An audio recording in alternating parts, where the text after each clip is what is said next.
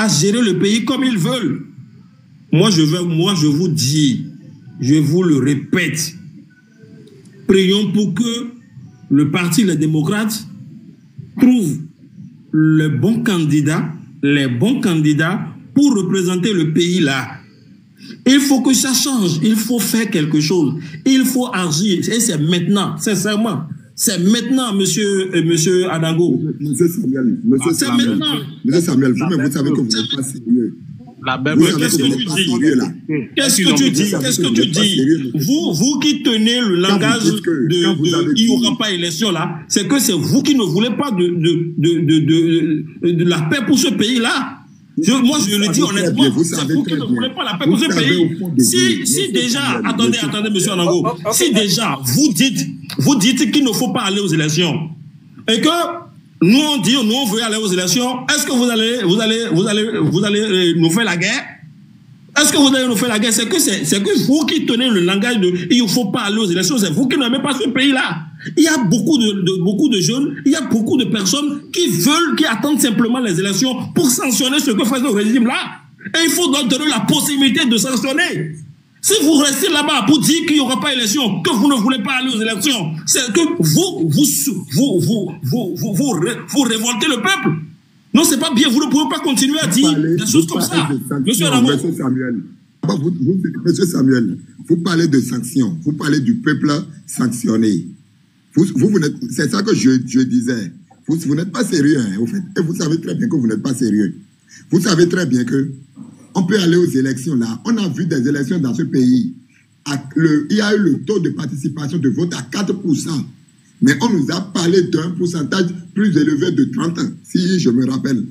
C'est parce que vous n'avez pas participé. C'est parce que dans le temps, vous n'avez pas participé. Je dis bien, monsieur Anango, c'est parce que dans le temps de l'opposition, que nous constituons, n'avons pas participé, que nous avons obtenu ce taux de participation. Nous n'allons pas continuer à dire que le peuple béninois ne va pas se présenter. Les amis, on ne va pas continuer.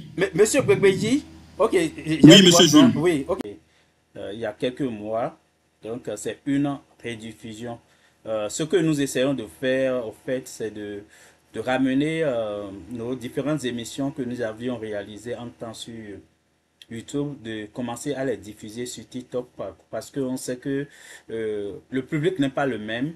Donc, on veut essayer de ramener certaines émissions. Parfois, ça peut être décalé un peu par rapport à l'actualité, mais le fond reste quand même. Et puis, les problèmes qui sont souvent soulevés, ces problèmes continuent d'exister. On a parlé du code électoral. Le problème du code électoral n'est pas réglé jusqu'à présent.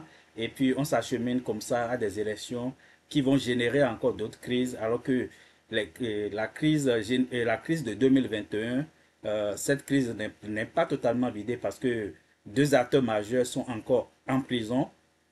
Et dites-moi si vous entendez bien ma voix actuellement. Mettez ça en commentaire, s'il vous plaît, si vous entendez correctement ma voix. Donc, je disais tantôt que la crise de 2021 n'est pas encore complètement vidée et on ne fait rien que pour que 2026 se passe autrement.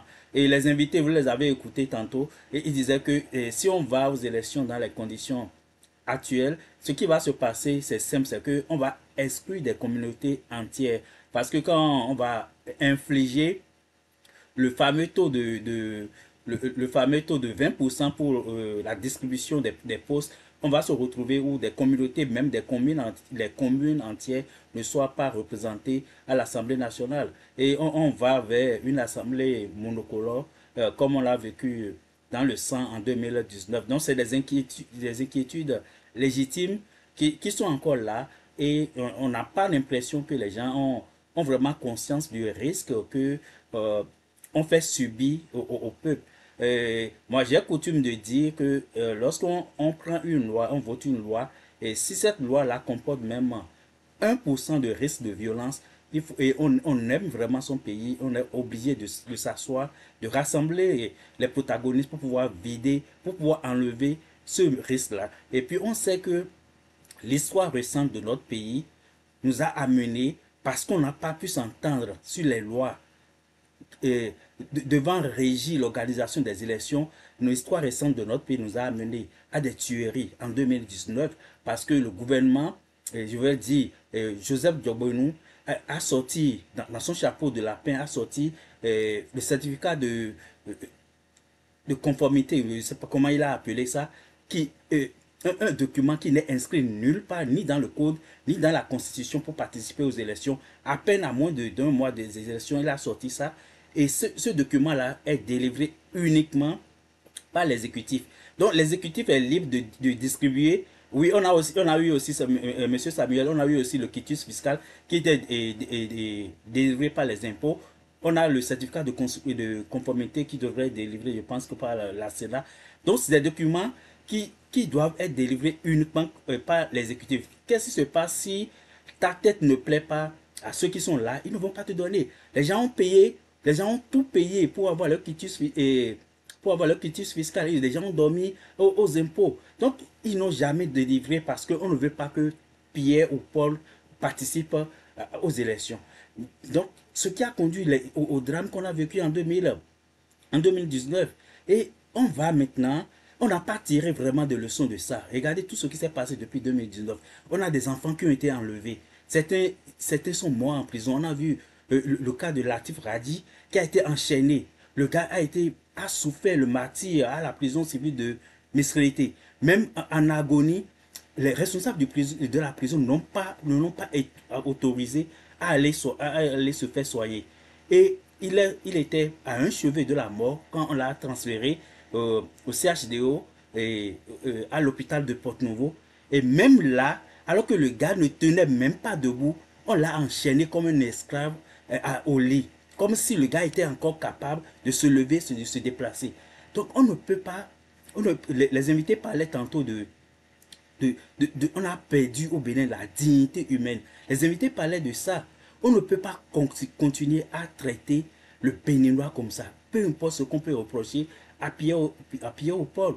Et le gars, il est mort. Un jeune étudiant qui n'était même mêlé ni de près ni de loin à cette crise de 2021, qui a été enlevé dans la rue. Il a été enlevé dans la rue. Et il a fini comme on va dire martyr. Il est mort dans ces conditions-là. Et est-ce qu'on est prêt à tirer les leçons de ces réalités-là pour dire, pour une fois, Patrice Talon, sous ces deux mandats, un mandat qui est légitime et un autre qui n'est pas légitime, qu'il a volé dans le sang, pour une fois, au cours de ces deux mandats catastrophiques-là, il va faire quelque chose de bien pour laisser à la mémoire collective ou même un tout petit, même si c'est 5% de souvenirs positifs, ou bien ce qu'il veut qu'on retienne de lui, c'est quelqu'un qui est venu au pouvoir et à toutes les élections, on a été obligé de sortir les chars dans la rue et de tirer sur des maisons pour organiser les élections. C'est comme si le Bénin était né en 2016, on est sorti de nulle part, mais on a quand même une histoire. On a une histoire, on a construit un pays pendant 30 ans avant qu'ils nous prennent le pouvoir. Et on a eu combien? On a eu Kérékou 2, on a eu Yahi Boni. On a eu comme pratiquement une vingtaine d'élections avant, entre 90 et 2016. On a eu une vingtaine d'élections les élections se sont déroulées dans la paix, dans la tranquillité. On n'a pas été obligé de tirer avec des chars sur des maisons comme à Banté, comme à Savé ou à Tchaou, parce qu'on veut organiser les élections. Il y a quelque chose qui ne fonctionne pas. Et les gens, parce qu'ils veulent continuer à bénéficier des privilèges qu'ils ont aujourd'hui, ils ne sont pas capables. On a entendu dans son arrogance habituelle, Patrice Talon, la dernière fois, qui dit que lui ne veut pas qu'on touche au code électoral, il ne veut pas qu'on touche à si, on ne veut pas comme si le Bénin se résume à lui. Le Bénin se résume à sa seule tête et il peut s'imposer. En tout cas, il a les choses autour de lui, il a l'armée qui est à sa solde, il a les policiers, il peut manipuler tout le monde avec les gangs MMA qui peuvent aller enlever les gens à Lomé, un peu partout.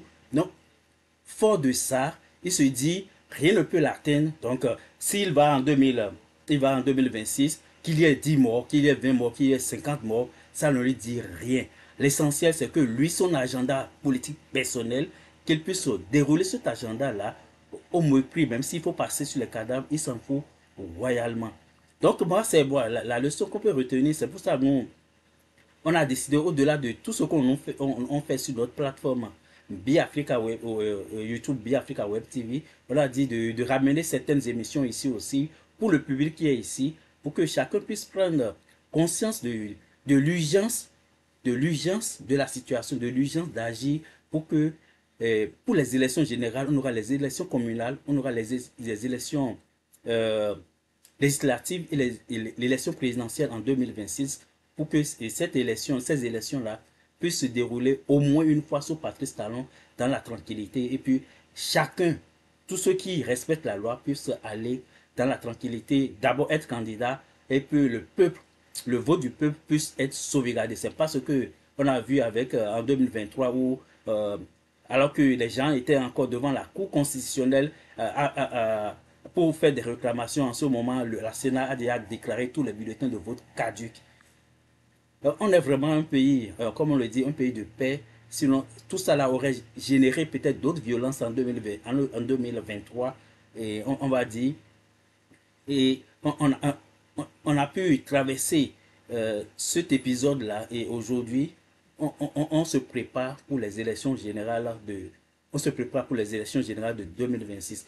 Donc, s'il y a des amis qui sont encore là, qui veulent prendre la parole, parce qu'il y a des gens qui ont fait des demandes lors de l'émission que je n'ai pas acceptées. Juste, je voulais laisser que l'émission aille à son thème. Donc, si vous êtes là, vous voulez prendre la parole, vous pouvez faire la demande maintenant. Sinon, je voudrais remettre une autre émission toujours de mes deux invités sur d'autres sujets. Donc, si quelqu'un souhaite prendre la parole, il peut faire la demande et puis je peux l'accepter et puis lui donner la parole sur ce qu'il a entendu. Mais on peut commencer, on peut aussi ouvrir une brèche par rapport au procès en cours de Danivo 15 ans après. Qu'est-ce qu'on peut en tirer? Est-ce que le timing, est-ce que c'est le bon moment pour faire ce procès-là? Pourquoi maintenant? On peut poser la question, pourquoi maintenant? Et pourquoi maintenant? Et puis, on voit que progressivement, on peut se tromper. L'objectif, c'est de ramener un peu ce procès dans la cour de Yahya Boni. C'est ce qu'on est en train de constater. Donc, chaque jour, on essaie de tirer un bout de son de boubou. On essaie de tirer, peut-être d'ici 2 ou 3 jours, là, on va lui demander de venir témoigner aussi. Si c'est là où on veut en venir, sûrement, peut-être c'est là où ils veulent en venir, en ouvrant ce procès-là à moins d'1 an des élections générales. Et on ne sait pas l'agenda qui est caché, parce que je ne sais pas si les gens qui sont au pouvoir aiment vraiment le Bénin. S'ils aiment le Bénin, ils ne vont pas tout le temps tirer le diable par la queue.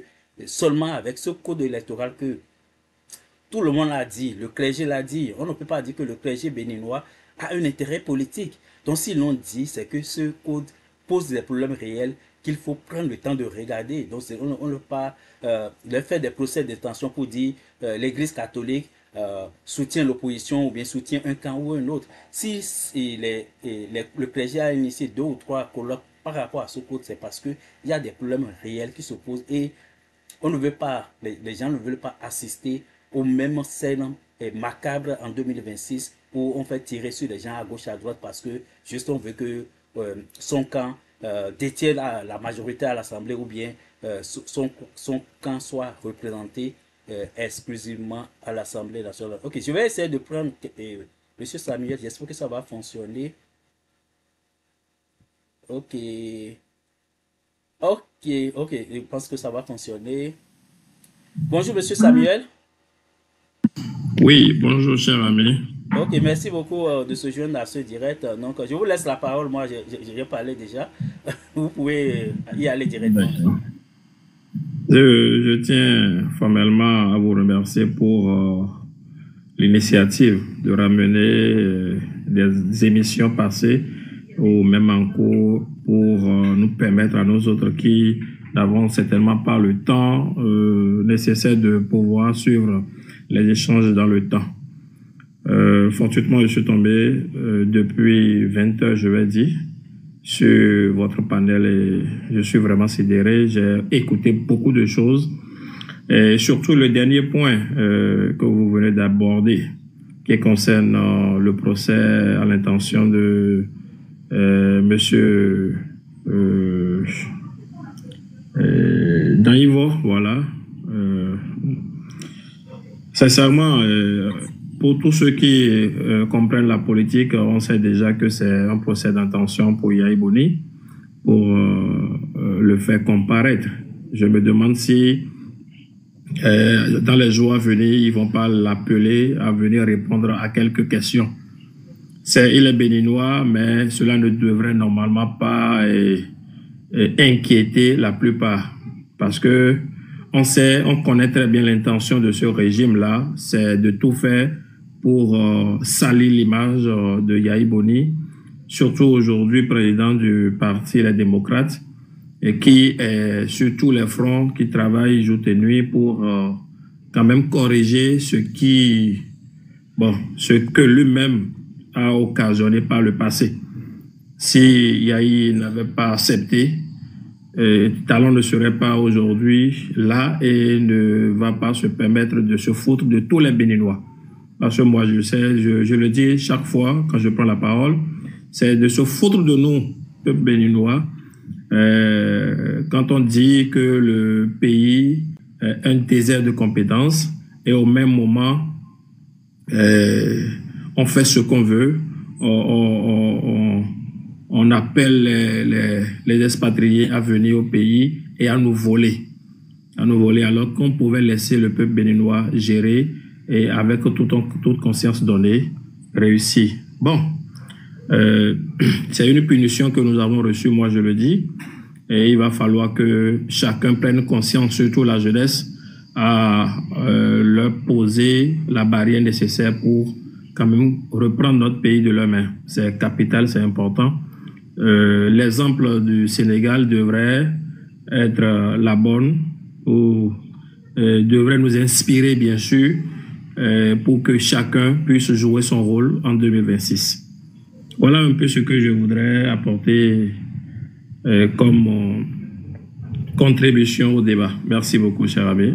Oui, merci beaucoup, Monsieur Samuel. Et puis, je pense que c'est des sujets d'intérêt qui intéressent tout le monde. Il faut toujours faire attention parce que on entre on va entrer bientôt dans une période très critique où on va commencer par la fièvre électorale, comme on le dit, va commencer. Est-ce que si, dans ces conditions-là, si on ouvre un autre front, un front politique ou bien politico-judiciaire, j'allais dire, où on va s'attaquer à Yahya Boni, à ses partisans, parce qu'on disait même par rapport, on parlait tantôt du nouveau code électoral, et on dit pour parrainer le prochain président de la République, il faut avoir 28 parrainages.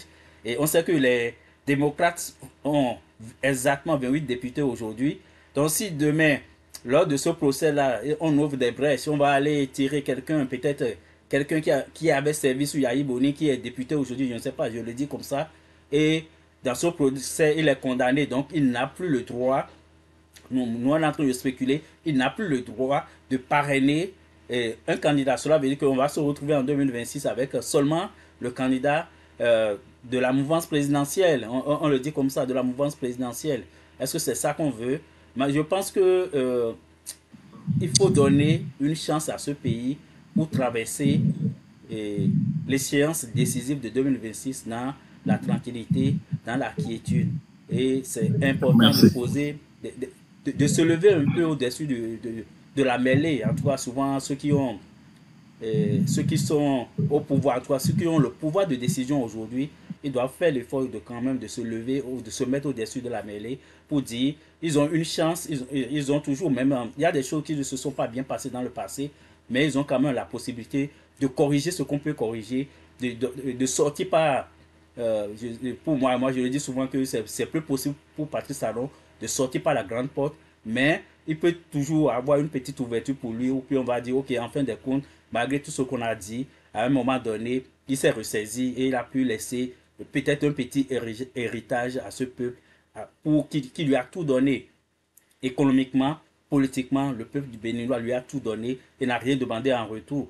Et qu'est-ce que lui peut nous apporter en retour? C'est une question qui reste là en substance et qu'on va continuer à réfléchir par rapport à cette question-là. Donc c'est un procès qu'on est en train de suivre en principe. On est en train de suivre au quotidien pour voir jusqu'où ça ira. Et puis c'est un dossier qu'on devrait déjà vider depuis qu'ils sont là. Depuis qu'ils sont là, ils devraient vider le dossier. On sait que Diogbenou, à un moment donné, a été avocat de Dianivo. et de la famille d'Anivor. Et ils devraient déjà, s'ils avaient vraiment la volonté de vider ce dossier-là, ils auraient pu le vider depuis. Mais je ne sais pas pourquoi c'est maintenant. Il est impératif de vider le dossier. Est-ce que c'est maintenant? Est-ce qu'il y a des faits nouveaux? C'est ça on allait dire. Est-ce qu'il y a véritablement des faits nouveaux qui précipitent l'organisation de ce procès aujourd'hui? C'est la question qu'on peut se poser en tant que citoyen. Mais, bien sûr, cher ami, le fait nouveau qui est là, c'est que 2026 s'approche. Et il faut forcément coller quelque chose à ces adigans, comme le dit Roudé, parce qu'on l'a entendu la dernière fois à une activité qui dit que les démocrates sont des adigans qui empêchent les gens de bien marcher, de bien circuler. Et donc, pour empêcher ces adigans de continuer à gêner leur activité sur le terrain, il faut forcément organiser ce qu'ils sont en train d'organiser là aujourd'hui. En tout cas, le peuple béninois est déjà averti et nous observons, on va, en tout cas, que plaise au ciel, ça va pas nous amener là où ils sont en train de penser. Sinon, c'est ne pas aimer le Bénin. C'est ne pas aimer le Bénin. Sincèrement, hein, vraiment, j'ai même plus le mot. En réalité, ce que les mauvaises langues disent même, c'est que Patrice Talon a le dos au mur aujourd'hui parce que il a bel et bien envie de rester. Il ne veut pas partir. Mais dans les conditions actuelles, si rien ne change, si on ne change pas les lois, il ne peut pas faire un troisième mandat. Donc l'autre solution est de créer la confusion dans le pays, créer des soulèvements qui l'empêchent et il va avancer comme raison pour dire le pays n'est pas en paix, le pays n'est pas ci, n'est pas ça, et puis pour pouvoir reporter les élections. C'est une possibilité aussi. Vous voyez toute la misère qu'ils font subir aux démocrates, on a vu ce week-end, et Eric Ndete qui n'a pas pu organiser une petite... c'est même pas un grand meeting qu'il veut organiser à Komasé, qui n'a pas pu l'organiser parce qu'on a déployé. C'est comme si nos policiers là n'ont plus rien fait au Bénin. Donc ils sont utilisés, on prend l'argent du contribuable pour les payer et ils sont utilisés pour des fins politiques qui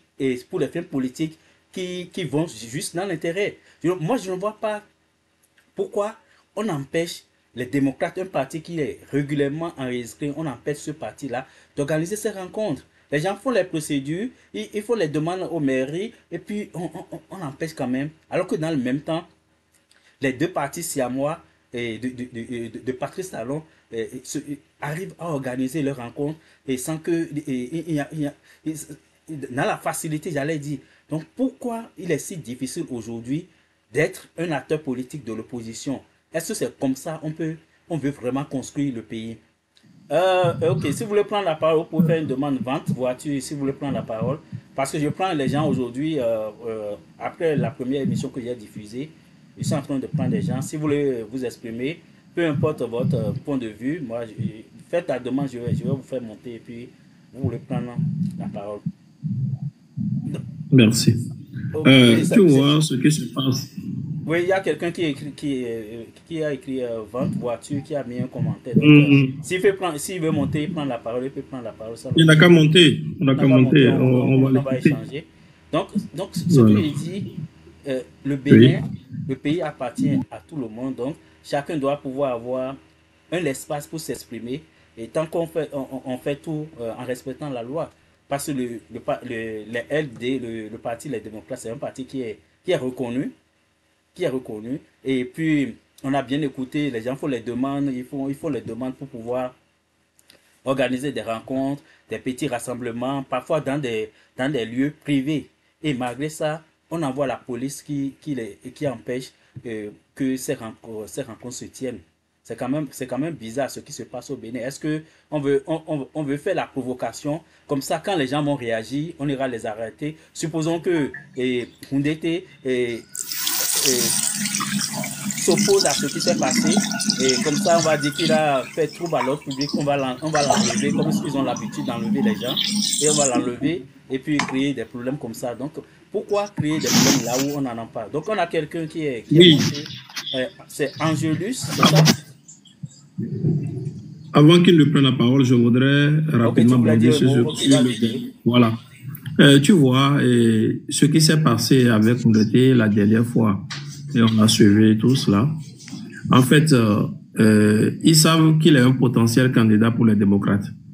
Et tu aurais constaté que pour la plupart des autres coins du pays, pour les demandes effectuées, on ne dit rien. Les maires ne disent rien pratiquement. Et c'est le jour de l'organisation qu'on appelle la police pour venir empêcher les manifestations. Mais spécialement pour Mouleté, c'est que le maire a d'abord autorisé. Tu vois?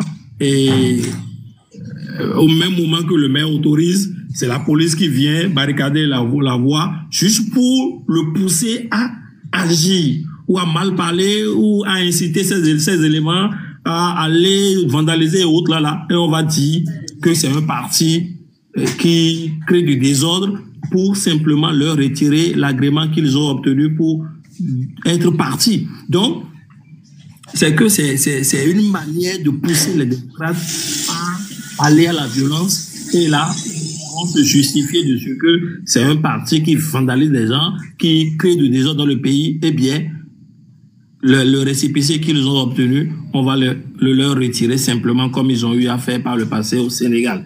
Donc, plaise au ciel, cela ne va pas arriver, mais j'ai compris que les démocrates du haut sommet ont compris et ils essaient quand même de maîtriser leurs troupes pour éviter des éventuels qui peuvent arriver par quand même le biais de ce régime qui est en place. Ils savent très bien qu'ils n'ont plus la population, ils n'ont plus rien à prendre de nouveau. Et raison pour ça, c'est qu'ils sont en train de tout faire pour forcer la main aux gens à commettre l'erreur. Qu'ils le veuillent ou non, c'est que le peuple va s'exprimer, peu importe la personne qui viendrait du côté de l'opposition. Puisque ce que nous souhaitons aujourd'hui, c'est que l'opposition s'organise et très bien afin de renverser cette donne-là qui ne va pas au profit de la démocratie de notre pays. Aujourd'hui, le Bénin n'est plus en démocratie. Nous n'avons plus la démocratie au Bénin depuis que Patrice Talon et ses clics et ses claques sont arrivés à la tête de notre pays. Il va falloir que le peuple prenne ses responsabilités, que la jeunesse s'éveille pour barricader la voie à ces gens-là. Tu l'as dit, Talon, il n'a plus envie de quitter. C'est tellement juteux. Il veut créer quelque chose pour continuer à rester. Mais nous n'allons pas l'accepter, nous n'allons pas lui permettre cela. Il va falloir que chacun de son côté s'organise, vaille que vaille, afin de pouvoir faire renverser les choses en 2026. Et pour le faire, c'est déjà ce que vous avez commencé. C'est le travail, ça. Il va falloir que tout le monde s'arme de toutes les manières possibles à travers les canaux digitaux que vous organisez chaque jour, et les panels et autres là, sur Facebook, dans les réseaux, ou même à la maison, bouche à oreille, parler au peuple béninois, à la jeunesse surtout, puisque c'est la jeunesse qui a apporté Patrice Talon au pouvoir. Il va falloir que cette jeunesse maintenant dise non. Parce que d'abord, il faut comprendre quelque chose. Notre constitution permet à ce qu'un individu devienne président une fois et une deuxième fois.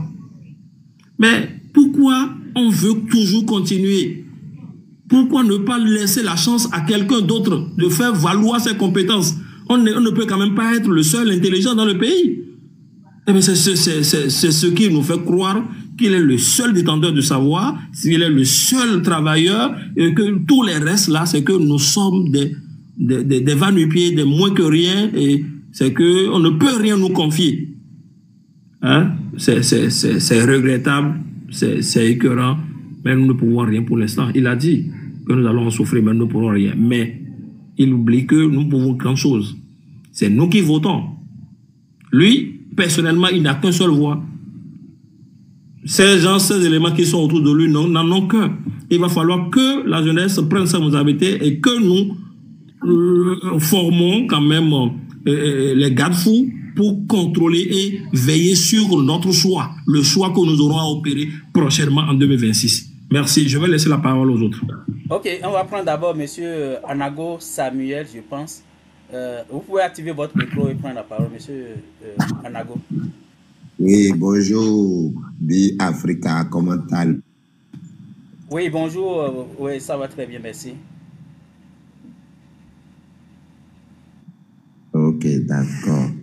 Et lorsque j'ai vu la photo de Monsieur Vigile à Rouen, c'est déjà là, quand tu es béninois, et comme on le dit souvent, entre griffes, béninois épris de paix et de justice, si tu vois cette photo, ça va vraiment te révolter. Ça va vraiment te révolter du fait que quand nous voyons le monsieur là, il est, je vais dire, il est le prototype exact de ce que vit la presse aujourd'hui au Bénin.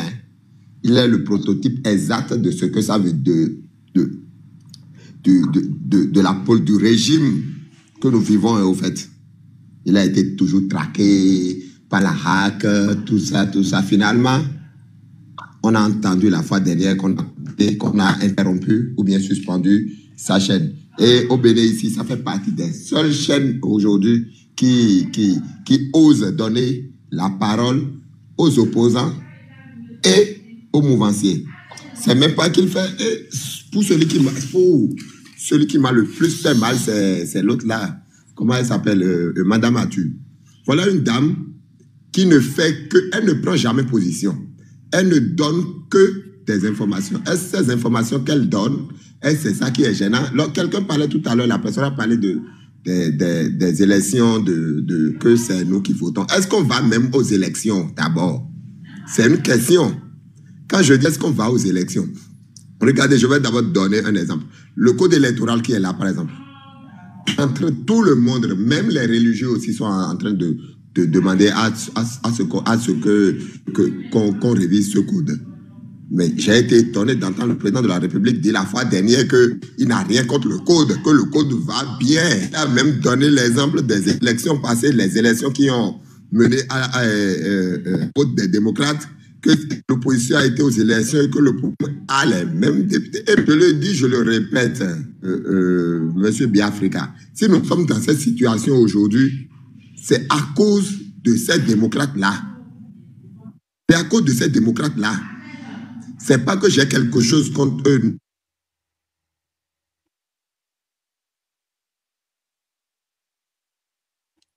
Monsieur Anago, vous êtes toujours là? On ne vous entend plus. Que ces démocrates-là font le jeu du pouvoir en place. Les gens pensent que je suis en train de discréditer l'opposition ou bien tout là. Non. Nous, on a commencé avec ce régime-là. Nous, au second tour, on avait fait campagne pour ce régime, pour Talon, face à Zissou. On a œuvré pour que Talon vienne. On savait pourquoi on le faisait. C'est pas qu'on attendait quelque chose de grand ou bien de bon de lui, non. Mais on avait fait un choix patriotique. Donc, il ne s'est pas eux devenus. Nous savons ce. Donc, quand ils nous parlent de l'opposition, c'est pour vous dire qu'on est dedans depuis. Aujourd'hui, avant que ces démocrates-là ne vont à l'Assemblée, qu'est-ce qu'ils nous ont dit?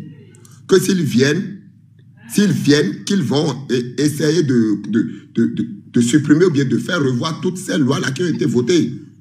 Ce n'est pas seulement le code électoral. Il y a la loi sur la création des partis politiques qui bloque beaucoup d'organisations politiques aujourd'hui. Beaucoup ont envie de se réunir, de se former et de devenir formels. Mais cette loi, ça les bloque aujourd'hui. Au début, lorsque ces démocrates-là, ils avaient déposé leur dossier au ministère, ils ont commencé par dénoncer. Mais lorsqu'on les a donné déjà leur certificat, c'est fini. Pour le reste, eux, ils s'en foutent. La loi sur le code numérique, par exemple. La loi sur le code numérique. Mais c'est là. Et sous le coup de cette loi, beaucoup de gens sont allés en prison. Et beaucoup de gens continuent toujours d'y aller. Avant de venir, ils nous ont promis tout ça. Ces temps-ci, on remarque avec amertume que leurs meetings sont interdits et autres. Je vais vous dire, monsieur Biafrika, le 26 décembre 2020, oui, à la veille des élections, le mouvement ACJ de Thibaut Ogou, je ne sais pas, vous le connaissez très bien, le mouvement ACJ de Thibaut Ogou avait organisé son deuxième congrès ordinaire à Kogbato. on avait pris toutes les précautions. Ces démocrates-là étaient invités, ils étaient là. Avant même qu'ils n'aillent aux élections, c'était avant les élections. Mais au cours de... La police est venue interrompre l'activité. Ils nous ont dit qu'ils seront là, qu'ils vont essayer qu'on va voir tout ça. Mais depuis qu'ils sont là, combien de fois ils ont encore parlé de ça? Aujourd'hui, ils parlent du code électoral. En fait, eux, ils sont députés, ils ont un parti légal, donc ils pensent que eux, ils sont déjà épaillés. Parce que eux, ça les arrange. Quand il n'y a pas d'autres concurrents sur le terrain, ça les arrange, en fait. Ils seront les seuls de l'opposition. Et quand vous faites un combat sélectif, personne ne vous prend au sérieux. Personne ne vous prend au sérieux. Aujourd'hui, ils sont en train de parler du code électoral. Qu'est-ce qu'ils sont en train de dénoncer aujourd'hui au niveau du code électoral? C'est juste le pourcentage, le problème de pourcentage. Mais ce n'est pas le seul problème dans le code électoral. Il y a le problème de parrainage qui est là. Il y a le problème de parrainage qui est là. Et ils avaient...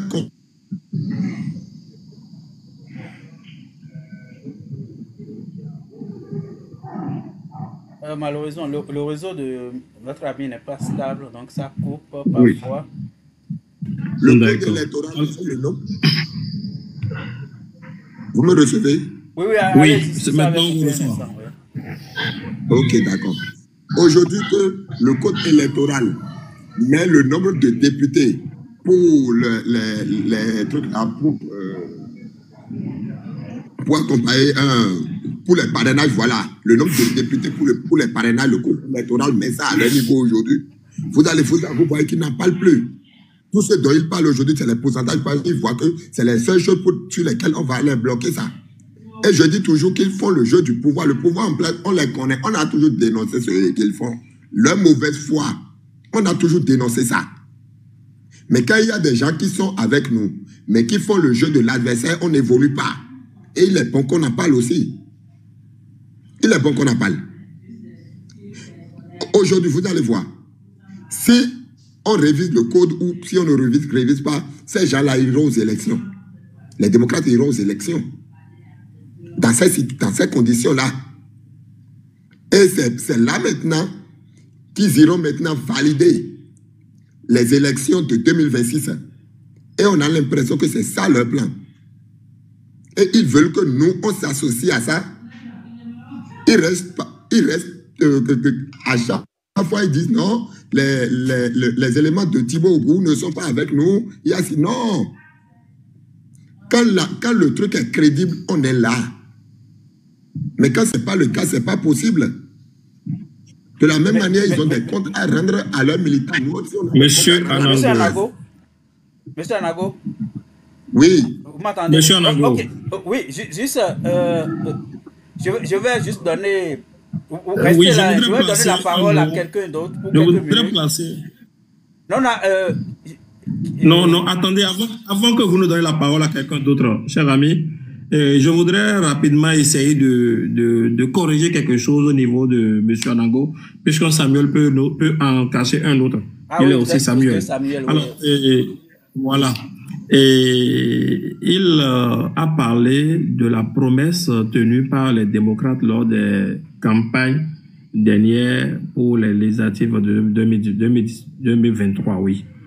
Et il disait que les démocrates avaient promis sortir Joël Aïvor et Kat Madougou de la prison. Je voudrais lui rappeler simplement ceci. Un seul hirondelle ne fait pas le printemps. D'autant plus qu'ils n'ont pas obtenu la majorité à l'Assemblée nationale, ils sont minoritaires. Et donc, toute initiative qui ne reçoit pas l'aval des autres ne peut jamais prospérer. Il doit comprendre cela. Eux autres, ils ont manifesté la volonté de bien vouloir faire quelque chose, apporter quelque chose, mais d'autant plus qu'ils n'ont pas la possibilité, ils n'ont pas le nombre nécessaire, ils ne pourront rien faire. Peu importe les initiatives qu'ils vont apporter, c'est que si les autres ne sont pas d'accord, ça ne prospérera pas. Deuxième chose, vous avez parlé des élections de 2026 à venir. moi je voudrais vous dire, si vous faites la politique de chef vide, c'est que Talon va continuer à rester là. Et il va falloir que par tous les moyens, je dis bien par tous les moyens, peu importe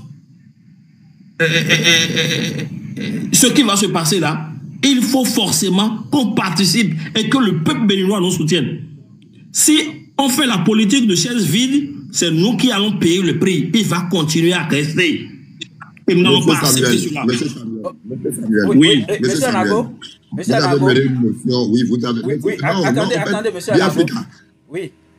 Attendez, monsieur Anago, je vais vous redonner la parole. Mais parce qu'on a quelqu'un d'autre qui est là, qui attendait. Je vais lui laisser, même si c'est 3 minutes, il va parler, puis je reviens à vous. Ok, d'accord. Ok. Oui, ok. Vente voiture, vous pouvez prendre la parole maintenant.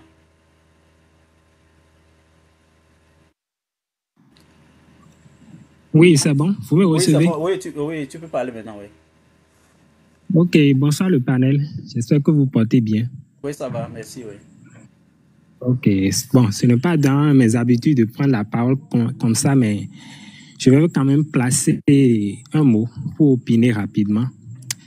Et comme je l'ai laissé tout à l'heure dans les commentaires, mon avis personnel, c'est que Talon ne fera pas un 3e mandat. Et à son initiative, lors de la révision de la dernière constitution, il a bien martelé. Nul de sa vie, qu'on soit dans une nouvelle république ou pas, aucun Béninois ne fera plus de 2 mandats. Il a bien dit. Et moi, je voudrais bien que les populations ou bien l'opposition arrêtent les procès d'intention et lui accordent quand même le bénéfice du doute. Donc, les élections, nous sommes à moins de 12 mois des élections. L'opposition, au lieu de pleurnicher, de passer le temps à dire que ce que le pouvoir en place fait n'est pas bien, qui nous propose quelque chose, un projet de société cohérent, et on verra bien si la population va adhérer. Vous voyez un peu, donc c'est ce que je tenais à dire rapidement. Je pourrais revenir parce que là, je suis en train de faire quelque chose. Et je vais quand même revenir. Merci bien. Ok, merci beaucoup. Ok, je redonne la parole à monsieur Anago Samuel maintenant. Vous voulez réagir en temps, oui. Merci beaucoup. Merci beaucoup, monsieur Jules. Et d'abord, je vais répondre d'abord à Vente. Je vais lui dire que vous nous demandez de proposer quelque chose. On vous a proposé le référendum. Et le porte-parole du gouvernement est venu à la télé, est venu sur un panel. Je ne sais pas si vous avez suivi ça. C'était sur TikTok, c'était sur le panel du Russe. Il était venu et il nous disait que le référendum n'est pas un truc qu'on organise comme ça. Suivez-moi très bien. Qu'est-ce qui s'est passé? Nous sommes en train de tirer sur le code électoral. La mouvance dit, ou bien le président de la République dit qu'on ne peut pas réviser le code électoral. L'opposition demande à ce qu'on révise ça. Celui qui est au milieu, c'est le peuple. C'est la population qui est au milieu.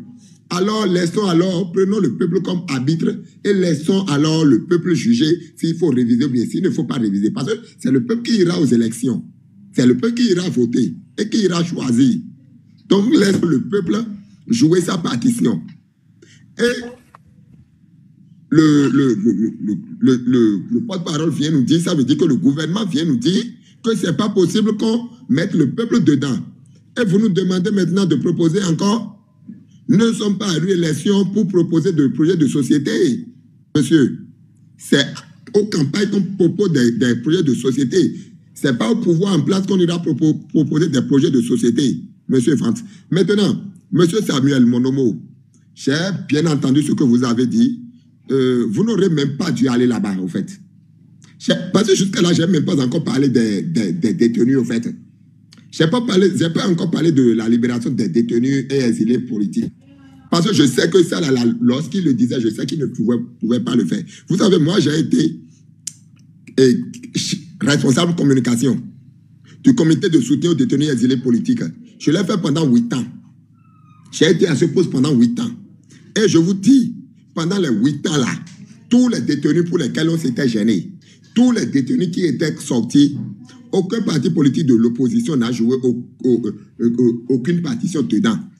Même ce qui s'est passé où les démocrates étaient allés rencontrer le président, entre-temps, tout ça. Au fait, toute cette libération-là était inscrite dans le jeu du pouvoir. Je vais vous dire la vérité. Maintenant, vous avez dit qu'ils sont en infériorité numérique. Qu'est-ce qu'ils pouvaient faire? Très bien, très belle question. Vous nous parlez comme si on n'est pas au Bénin. Arrêtez. Lorsqu'on a que les élections ont eu lieu, les élections législatives ont eu lieu, au fait, il y a une partie au niveau des démocrates qui demandait à ce que les députés n'aillent pas s'installer parce que ce n'est pas le nombre de voix exactes qu'ils ont trouvé ça. Comme il y a d'autres là qu'eux sont déjà élus députés et leur problème c'est d'aller s'asseoir, empocher l'argent, eux, ils ont accepté, quelle que soit l'infériorité ou pas, qu'ils iront.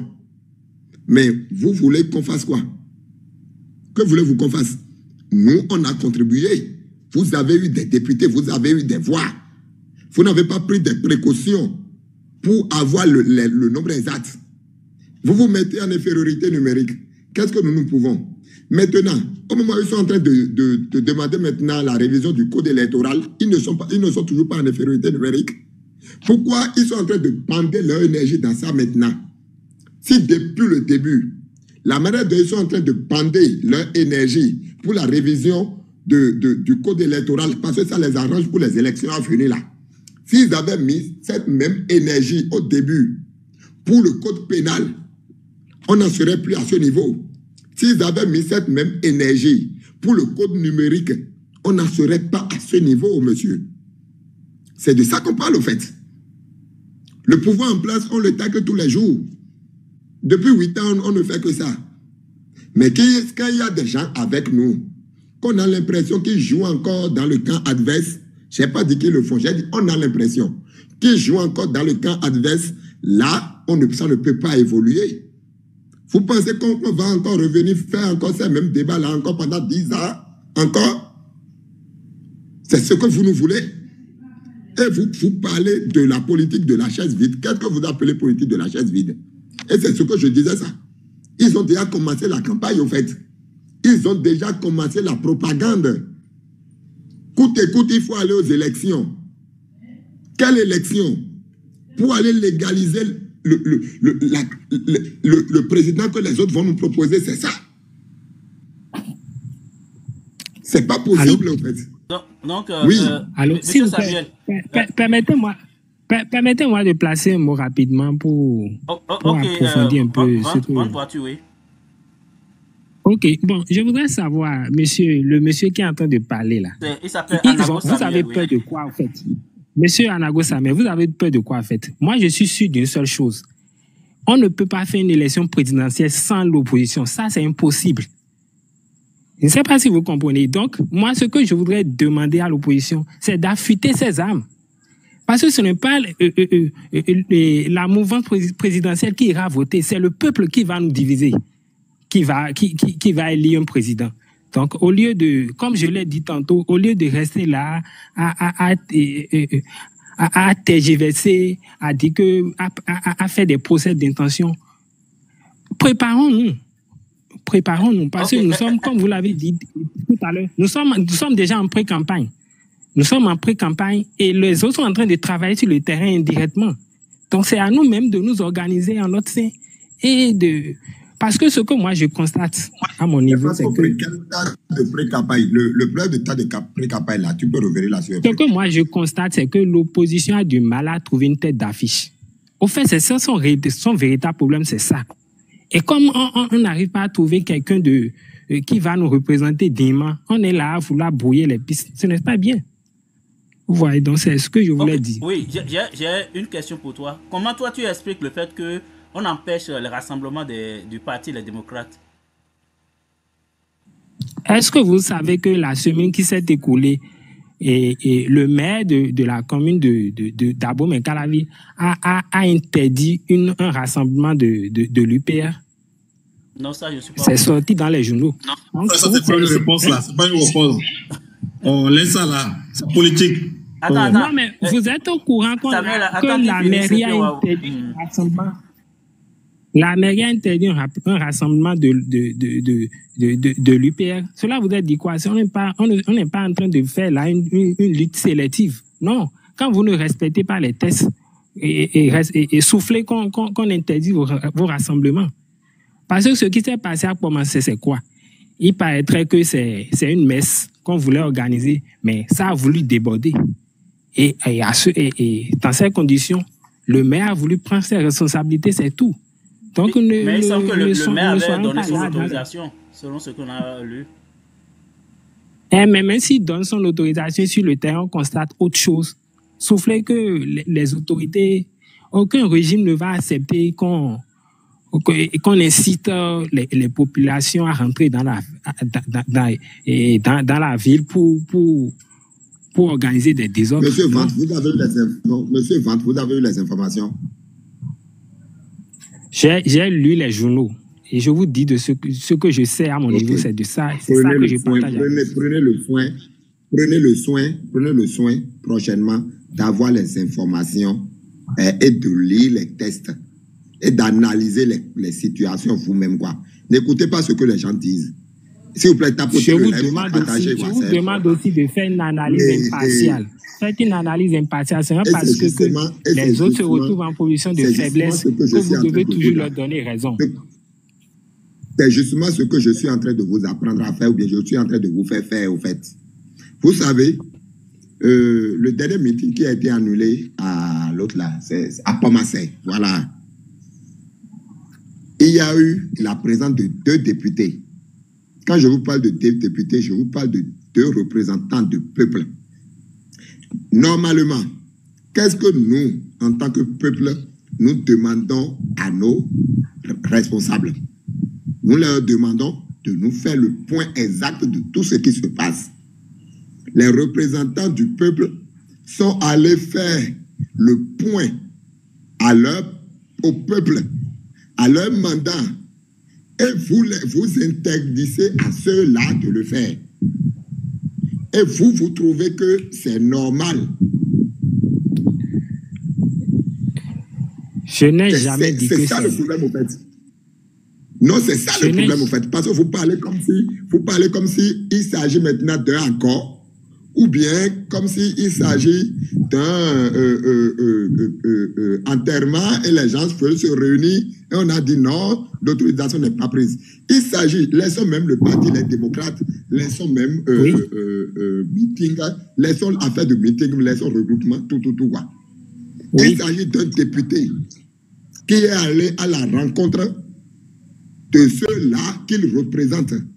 Il est allé, peut-être qu'il y a une loi, il est allé leur demander en ce moment-là, la loi là, comment vous voulez que je vote ça? Parce que demain, s'il va à l'Assemblée et vote ce qu'il va voter, et sa base commence par crier, il va dire, vous leur donnez raison en fait, il va dire, c'est parce que au moment où je voulais vous expliquer ça, on m'a interdit de vous parler. Ou bien vous voulez que les députés viennent également sur les panels pour pouvoir parler à leur mandat, c'est ce que vous proposez? Moi, je pense que nous sommes à Moi, je pense que nous sommes à moins de 12 mois des échéances électorales. Et moi, je ne crois pas que à cette période, c'est encore possible une révision du code électoral. Je ne crois pas. Et le mieux pour l'opposition, c'est de s'organiser. Monsieur Vant, c'est ça ce que je vous dis. Quand vous venez avec des arguments là, soyez convaincants, quoi. Vous savez que en 2019, il y a des lois qui ont été votées la nuit. Est-ce que vous le savez? Tout ça sont des procès d'intention. Tout ça sont des procès d'intention, monsieur. Nous n'allons pas revenir sur le passé. C'est quoi procès d'intention? Ce que tout le peuple béninois suit, c'est ça que vous appelez procès d'intention. Le procès d'intention, c'est quoi, monsieur Vant? C'est quoi le procès d'intention? C'est de prêter des intentions à des personnes alors qu'eux, ils ne sont pas dans cette logique-là. Vous comprenez? Donc, au moment où on demande à l'opposition. Vous allez me dire, monsieur Vant, que c'est prêter d'intention quand une loi est en cours et c'est déjà en exécution.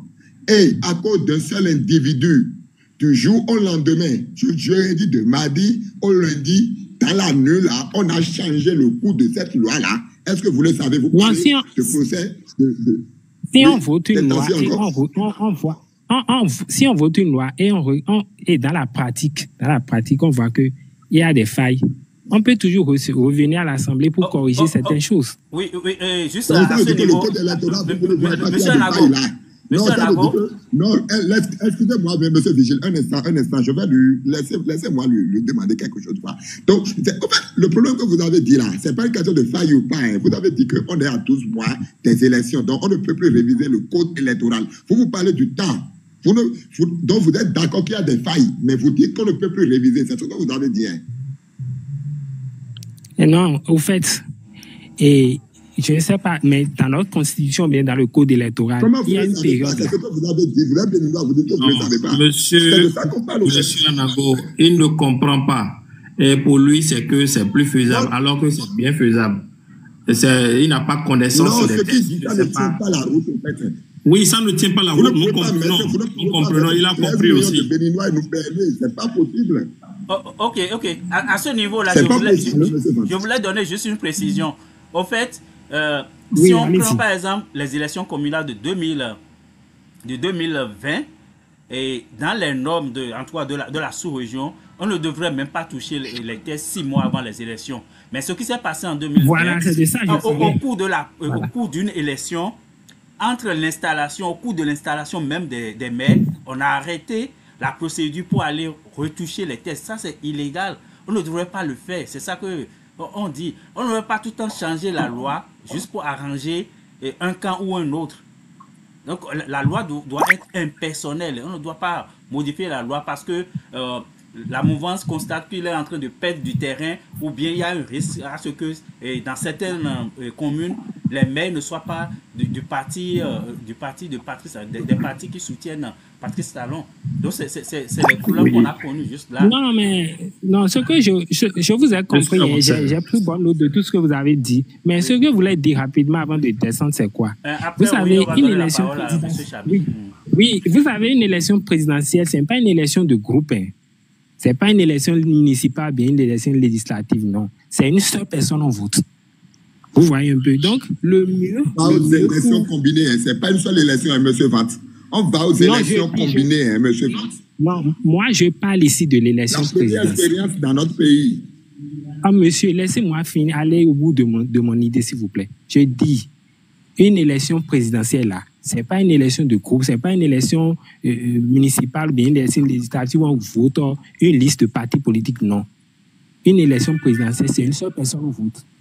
Donc, le mieux à l'état actuel, c'est pour l'opposition, c'est quand même commencer par se rassembler autour d'une personne pour qu'on puisse savoir, mais c'est telle personne-là, l'opposition veut présenter pour 2026. Et les Béninois ont déjà une idée. Mais là, totalement, c'est un cafouillage, on ne comprend rien. On ne fait que dénoncer la mouvance présidentielle. On ne fait, ce qu'on propose aux Béninois comme alternative, on ne sait pas. Vous voyez. Donc, c'est de ça que je voulais parler rapidement. Merci bien. Ok, on va laisser la parole à Monsieur Avancé, permettez-moi quand même. C'est pas Monsieur Avancé. D'accord. C'est Jules. Permettez-moi. Oui. Ok, Monsieur Jules. Permettez-moi de rebondir sur les points qu'avait souligné Vente Voiture. Son premier point concernant le code électoral, je voudrais lui faire comprendre que nous avons encore le temps de procéder à une relecture du code électoral. Les textes sont bien spécifiés là-dessus que c'est 6 mois avant les élections. Et nous sommes à 12 mois de l'élection présidentielle et à au moins 10 mois de l'élection des élections communales, bien sûr, je vais dire, des députés et autres. Donc, nous avons encore le temps. Et si déjà l'opposition appelle à une relecture du code électoral aujourd'hui, c'est bien. Et si ils peuvent trouver les voies et moyens pour procéder à cela, ça sera profitable à la population et au Bénin. Alors, l'autre point que je voudrais rapidement lui rappeler, c'est ce qu'il a dit, que l'opposition n'a pas un programme, l'opposition a du mal à trouver une tête là. C'est faux. Et l'opposition, on ne peut pas dire que l'opposition a du mal à s'organiser, à trouver un candidat. Tant que la mouvance n'a pas encore présenté son candidat et souffrait que l'opposition ne s'agite, ne se mette à présenter quelqu'un au peuple béninois maintenant. Sinon, cette personne-là peut facilement devenir objet de persécution de tous bords. Donc, nous aussi, nous avons notre programme. L'opposition a son plan pour présenter un candidat, qu'on le veuille ou non. Et nous sommes, en tout cas, pour ce qui concerne les primaires, ça a commencé déjà au sein du parti et les potentiels candidats ont commencé déjà à présenter les projets et au comité mis en place maintenant d'étudier et de nous sortir les potentiels candidats, je vais dire, afin qu'on puisse aller aux élections. Je voudrais rappeler à M. Samuel Anango que nous n'allons pas faire politique de thèse vide.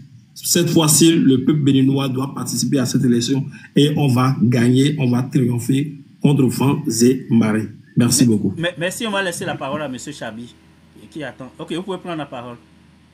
Donc, bonsoir, M. Vigile. Oui, bonsoir.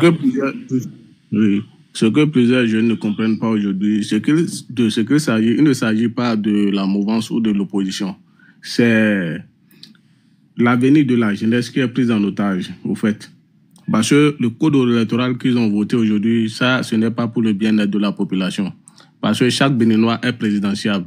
On ne peut pas dire qu'aujourd'hui, que c'est les députés ou bien quelques 100 personnes qui vont décider du choix que les Béninois vont faire. On doit pouvoir laisser la population décider de ce qu'il veut.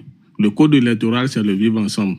Tous les partis, que ce soit l'opposition, la mouvance, chacun doit donner son mot et dire « Ah, c'est comme cela, on veut orienter le code et pour que ça puisse arranger la population. » Aujourd'hui, on nous dit que c'est les 3 partis ou bien 2 partis qui vont choisir les candidats pour le pays. Est-ce que ça, là, c'est une manière de promouvoir le développement ou bien de ramener le pays en arrière?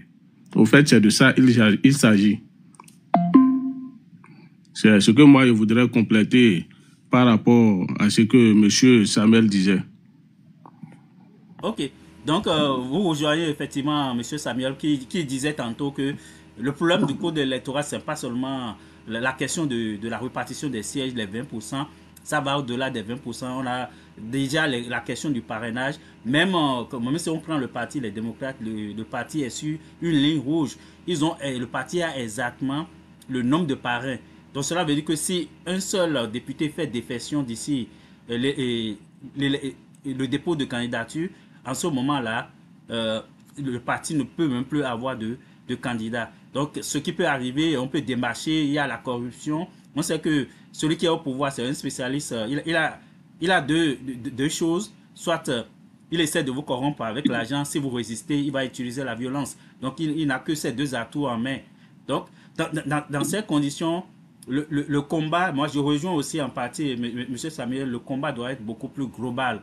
Et aussi ce qu'il a dit qui était pertinent aussi, le parti devrait insister beaucoup plus sur ces questions-là. On a vu récemment, ils ont parlé de la relecture de la liste électorale, mais le problème fondamental pour moi, c'est d'abord le code électoral. Et tant que ce code électoral ne permettra pas de sauvegarder le vote du peuple, les gens vont aller voter comme en 2023 avec enthousiasme, mais en réalité, ceux qui sont là, le vétérinaire qui est à la Sénat, il va dire ce qu'il veut. Il va dire ce qu'il veut au bout de la ligne. Donc, on ne peut pas compter sur la composition de la Sénat, sur la composition de la Cour constitutionnelle aujourd'hui et le contenu du code électoral pour aller à des élections libres et transparentes. Donc, le problème qui s'oppose au Bénin aujourd'hui, ça ne se limite pas à la liste électorale. Et moi, je disais même dans une chronique que j'ai publiée récemment que on devrait attaquer les problèmes de façon globale. On ne doit pas aborder ces questions-là en pièces détachées. C'est-à-dire, on prend la question de la liste électorale, on veut vider ça, après on va parler de 10%, après on parlera de 15%. Ça ne nous avance pas. Surtout qu'on a un défi majeur, on a le temps, on est limité dans le temps. Et en octobre 2025, les gens doivent déposer leur candidature pour la présidentielle. Donc, si on ne vite pas ces questions-là d'ici le mois de juin, juillet, là, c'est fini. On va aller dans des élections encore dans la confusion totale. Le reste du débat qui est soulevé, la question qui reste soulevée aujourd'hui, c'est est-ce que si les problèmes ne sont pas réglés, si le problème du code électoral n'est pas réglé, est-ce que c'est une bonne option pour l'opposition de boycotter les élections en 2026? C'est la question qui reste en instance et qu'il faut, à laquelle il faut réfléchir, il faut répondre. Je salue monsieur.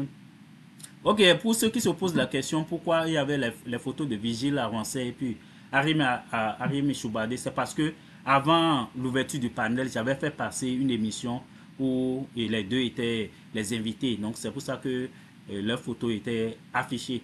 Et comme vous l'aurez constaté depuis quelques jours, j'essaie de ramener les émissions qu'on réalise en fait sur YouTube.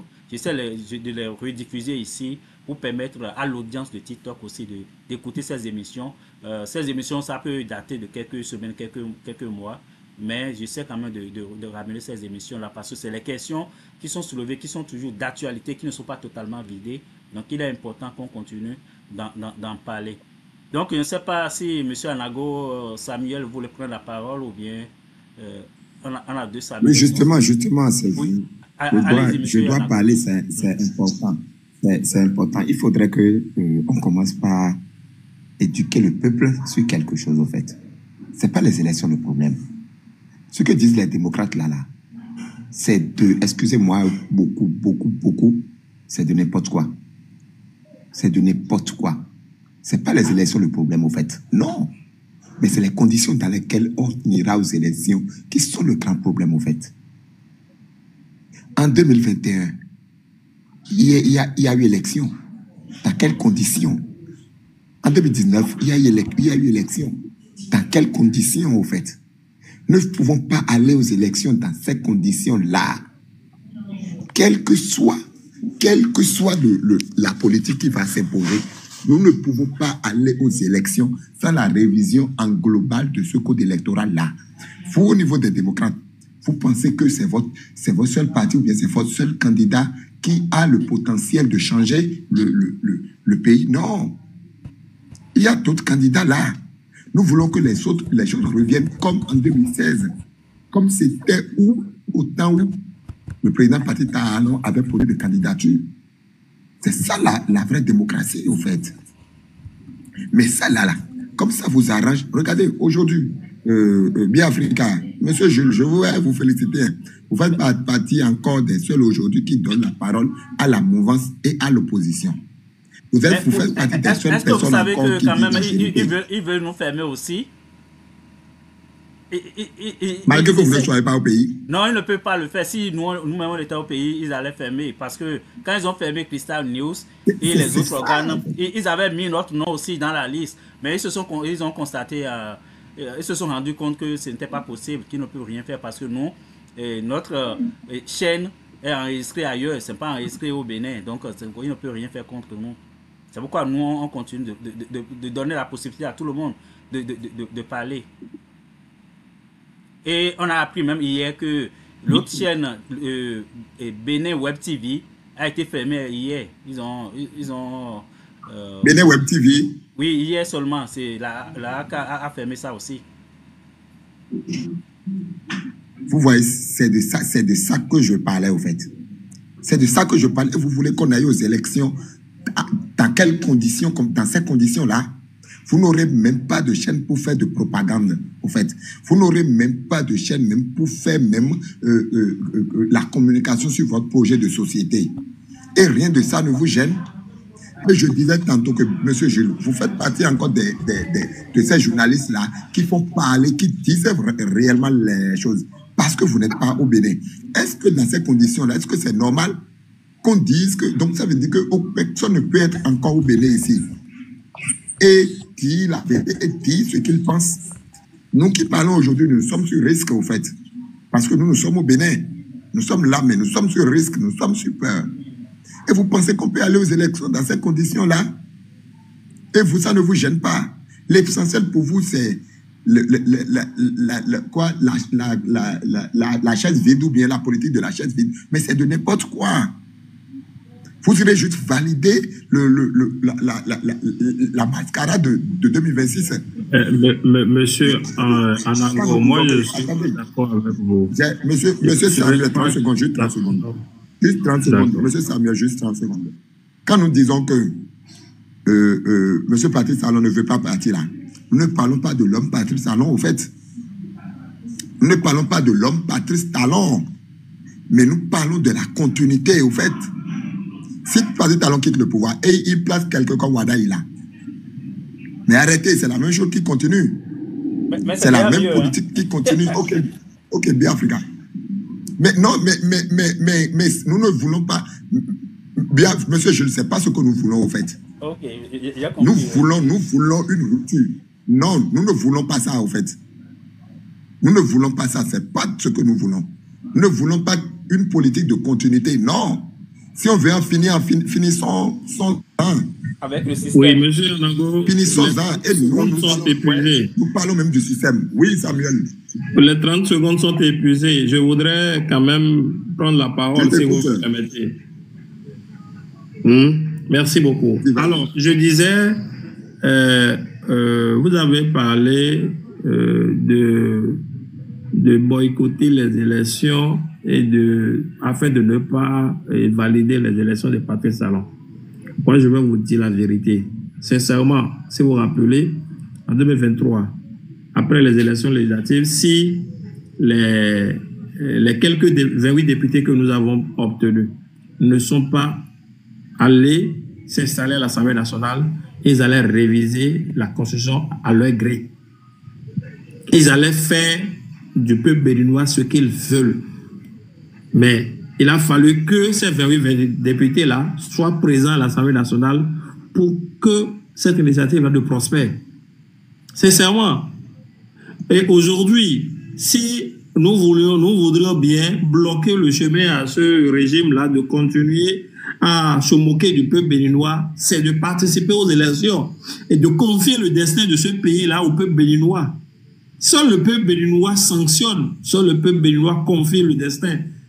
Mais si on ne participe pas, on dit qu'on doit forcément faire telle chose, on doit forcément obtenir telle chose, on doit faire telle chose, et puis on ne participe pas, ils seront les seuls.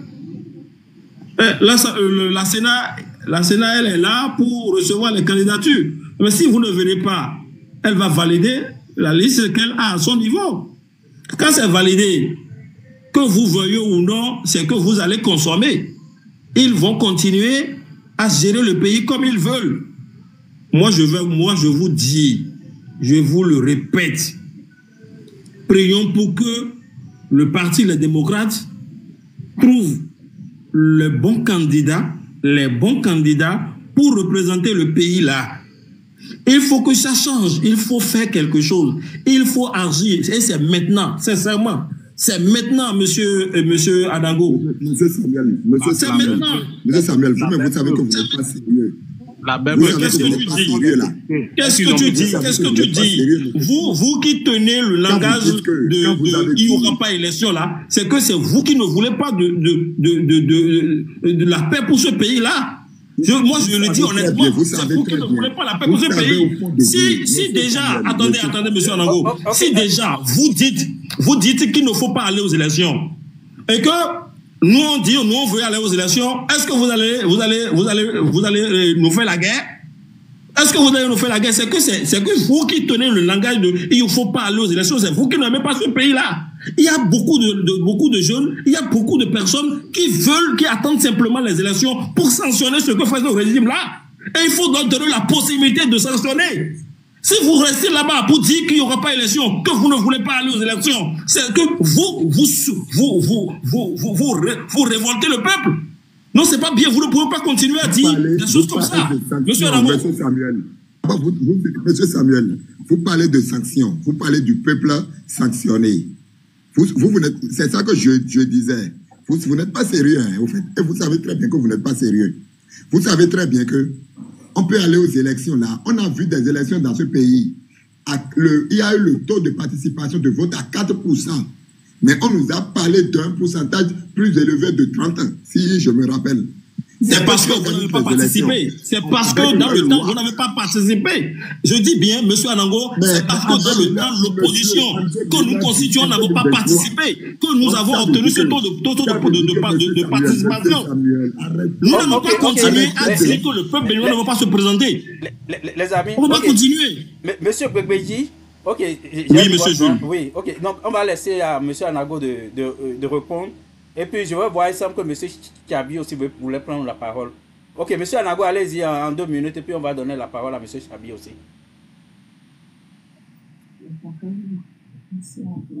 M. Anago, oui, vous pouvez prendre la parole. Décidément. Bon, moi, je voudrais appuyer les propos de M. Chambel. Ce que M. Anago disait, peu importe les conditions, l'opposition doit aller aux élections. Parce qu'aujourd'hui, si on dit que l'opposition n'ira pas, on avait parlé de l'Assemblée monocolore, on n'aura plus que ça. Donc le mieux, c'est de prier et de travailler dans le sens où les gens, ils vont ouvrir, on va les ramener à réouvrir l'esprit et voir clair, et voir que le code, c'est à réviser. La belle preuve, le cadre de concertation de l'opposition est allé au niveau de la Sénat. Et ils ont eu à discuter ensemble et ils ont relevé des dysfonctionnements. Ça veut dire qu'il y a déjà un avancé. Donc, c'est des trucs comme ça. On ne peut pas se focaliser aujourd'hui et dire que s'ils n'ont pas révisé, il n'y aura pas élection. Il y aura élection. Si une partie dit qu'il n'y aura pas, c'est lui qui a choisi délibérément. Les autres vont organiser et ils diront que c'est vous qui avez dit non, vous ne voulez pas. Et on nous donnera une assemblée où les lois seront votées comme on veut et on serait obligé de subir. Ok. Donc, il semble qu'on a perdu en temps M. Anago. Il semble qu'il est en train de revenir.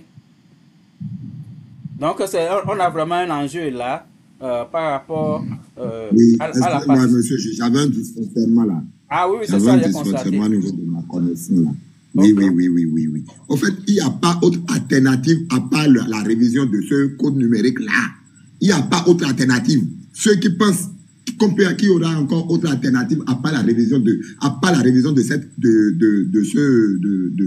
ce code électoral là, du moins, il n'y en a pas.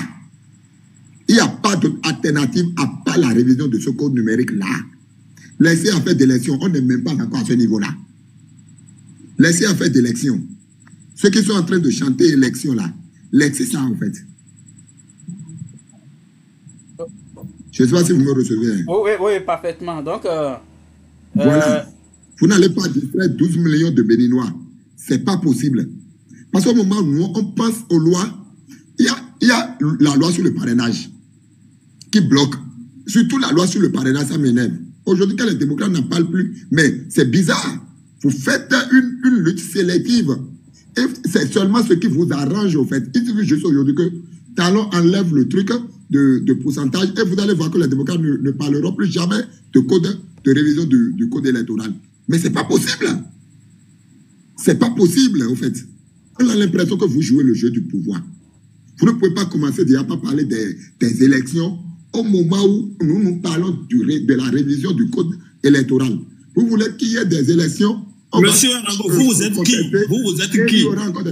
Dites-moi, en toute franchise, vous êtes qui? Et dites-moi maintenant qui vous êtes. Voilà, le peuple veut vous entendre. Vous êtes qui? Je suis Anago Samuel. Non, attendez. Vous avez dit tout à l'heure. Vous avez dit tout à l'heure que les démocrates se préparent pour une élection donnée. Mais que vous là, c'est qui? C'est quelle organisation? Dites-moi, c'est qui? Vous voulez connaître le nom de mon organisation? L'organisation qui refuse les élections là, qui veut forcément aller réviser le code numérique, le code électoral. Je veux comprendre, Vous voulez qu'on fasse un débat organisationnel, c'est ça? Non, mais Monsieur Anango, non, je vous pose une question. Ne détournez pas mes questions. Tout citoyen peut monter et... Non, mais bien sûr, nous sommes libres. C'est justement pour ça que M. Jules nous permet de nous opiner. Moi, je vous pose une question. Vous avez dit... Non, j'ai posé... Monsieur Anango. Oui. Monsieur Anango. Oui. Vous êtes là? Vous m'entendez? Je suis là. Oui, je suis là. Vous avez dit tout à l'heure que les démocrates se préparent à aller aux élections. Mais nous travaillons pour la révision du code électoral et du code numérique. J'ai posé la question de savoir, vous là, c'est qui? Et je vous pose la question de savoir si la réponse à ma question peut évoluer le débat. Bien sûr, vous répondez et puis vous continuez le débat. Monsieur Gilles, ça peut évoluer le débat? Non, à toi, ce que j'ai compris à travers sa question, est-ce qu'on peut dire ici que vous vous exprimez au nom d'une organisation ou bien en votre nom personnel, Monsieur Anago? Je m'exprime à mon nom personnel, Anago Samuel, citoyen béninois, membre du peuple béninois. Et le peuple ne va pas accepter. Si vous vous exprimez en votre nom personnel, alors laissez-moi vous faire comprendre que vous n'êtes qu'un seul béninois. Et nous sommes un parti politique organisé qui regroupe en notre sein plus d'un nombre donné, je vais dire tout le peuple béninois. Donc vous êtes un individu parmi tant d'autres. Est-ce que vous comprenez ce que je dis là? Oui, vous êtes un individu parmi tant d'autres. Attends un instant, je vais répondre à ce commentaire là rapidement. Aïe, mon candidat c'est Thibaut Ougou. Je crois en lui parce que c'est un patriote. Oui, je crois en lui. Oui, aïe, j'accepte. Je ne fais pas ici le débat de candidat, en fait. Mais je fais le débat de... Monsieur Gouvernement, attendez d'abord un instant. Un instant. Ok, terminez sur la J'ai jamais parlé d'un candidat ici. Non, j'ai jamais parlé d'un candidat lorsque je suis venu sur votre panel, monsieur Jules. Ceux qui disent, mon candidat, c'est Thibaut Ougou. Thibaut Ougou n'a jamais été candidat pour une élection et il n'a jamais donné ses intentions pour être candidat pour une élection. Je ne pense pas que le débat soit encore à ce niveau-là. Et aujourd'hui, même si Thibaut Ougou a envie d'être candidat, il ne peut pas l'être à cause de ce code électoral-là d'abord. Parce que ça le bloque. Il n'est membre d'aucun parti politique. Il a son organisation qui est l'ACG, sur lequel il travaille. Donc je pense que c'est clair. Maintenant, qui je suis? C'est ce que M. Samuel veut savoir. Et c'est ça que je lui explique. Je suis sincère, au fait. C'est ça que je lui explique. Je suis Anago Samuel, citoyen béninois. Et si, au Parti les démocrates, vous pensez qu'il faut être membre d'une organisation avant de s'adresser à vous, alors que vous nous représentez, parce que quand je dis vous, je parle des députés du Parti les démocrates, et je parle de tous ceux-là qui disent que qui est contre le régime actuel, le pouvoir, la gérance actuelle là. C'est dans ça que je mets nous. Je ne sais pas si vous comprenez.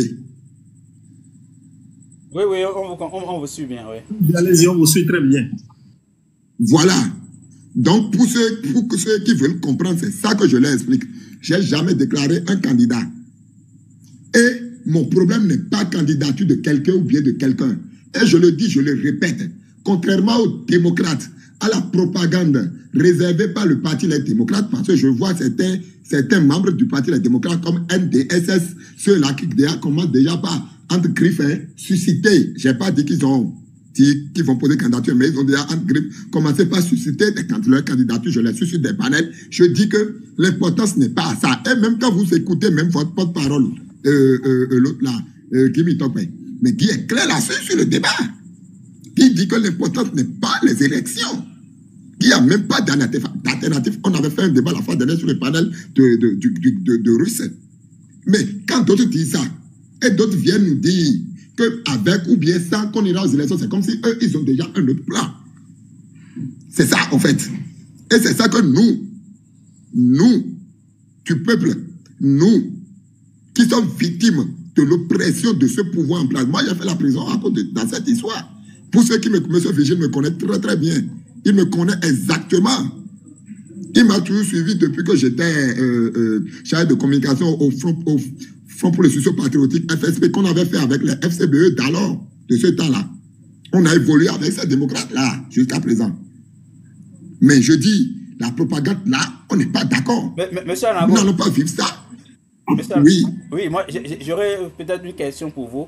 Pour vous, aujourd'hui, quels sont, si on va dire, deux ou trois éléments importants qu'il faut corriger pour avoir des élections en 2026? Quels sont les éléments importants pour vous qu'il faut corriger? Merci beaucoup, M. Gilles. La première des choses, d'abord, c'est le parrainage. C'est la loi sur le parrainage d'abord. La seconde chose qui est la plus importante, ramener les choses sur le fait que réviser la loi qui dit qu'avant d'être candidat aux élections, il faut passer par un parti politique. Parce que la formation d'un parti politique est vissée là-bas. Toute personne qui a des ambitions, dont les critères, il faut qu'on enlève les critères de parti politique, il faut qu'on enlève ça, au fait. Et la troisième chose, c'est le pourcentage dont il parle. Maintenant, je vais vous donner encore une quatrième chose. Le code pénal, au fait, c'est très important. Parce que c'est ça qui interdit aujourd'hui les regroupements. Quand pas de regroupement armé, de regroupement non armé, c'est le code pénal. Donc, ça veut dire que vous ne pouvez même pas faire de meeting. Mais quand on supprime ça, Monsieur Jules, on peut aller aux élections normalement, sans que rien ne se passe. Parce que tout ce qui va y rester maintenant, c'est que les organisations, ou bien les candidats s'organisent pour que, au niveau des postes, comme ce qui s'est passé en 2016, pour qu'au niveau des postes, qu'il y ait de bonne surveillance pour le décomptage. Et c'est tout, Monsieur Jules.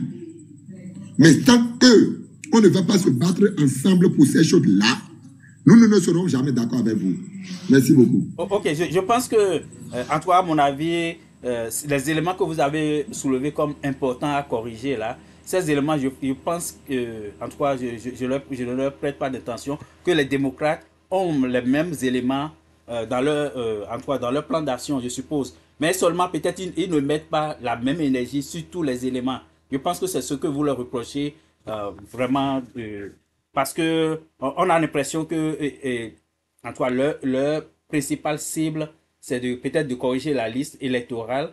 Et après, à un moment donné, on a même pensé qu'ils ont oublié carrément la question des 20%, parce que tout juste, même au lendemain du vote du code électoral, on a entendu un certain nombre de députés du parti qui ont dit, même avec ça, qu'ils peuvent aller aux élections et battre le pouvoir en place. Mais on sait comment ce pouvoir, ça fonctionne. Est-ce qu'on peut éventuellement, dans les conditions actuelles, affronter ce pouvoir avec les tests qu'on a aujourd'hui et avoir gain de cause? C'est la vraie question.